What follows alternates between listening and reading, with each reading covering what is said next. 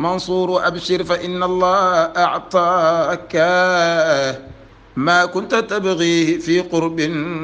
ورقاك. asalaamaaleykum mbokki Mbour asalaamaaleykum mbokki département de Mbour asalaamaaleykum mbokki Sénégal ñi ngi leen di dikkee xew-xew bu am solo 19e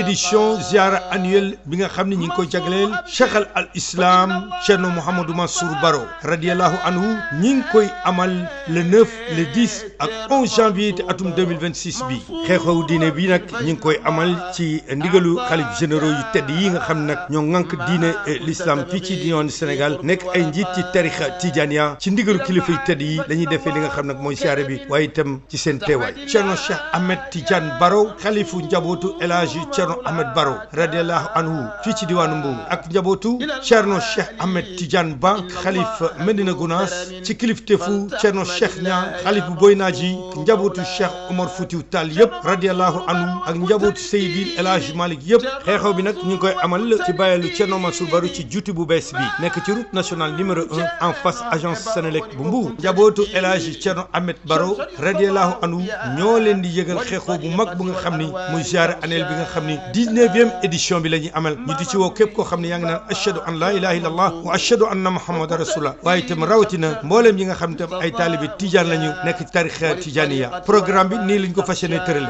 ci ajjuma ji yemboog juróom-ñeenti fan danañu jàng alxuraan dañ def zikrulaay ànd ak yéen ay waxtaanu diine yu am solo ci diiru ñetti fan yëpp ajjuma bi nag di ngi leen di invité bu juróomi waxtu jotee xadratul juma képp koo xam ne jullit nga ñëw teewoo ko dimanche incha allah rabbi gannaaw cérémonie officielle bi sëriñ bi ñaanal ñu tàggatoo joxete rendez-vous déwén incha allah rabbi yàlla nañ ci yàlla yóbboo jàmm assalaamu aleykum wa rahmatullahi taala wa barakatuhu منصور لا زلت ترفل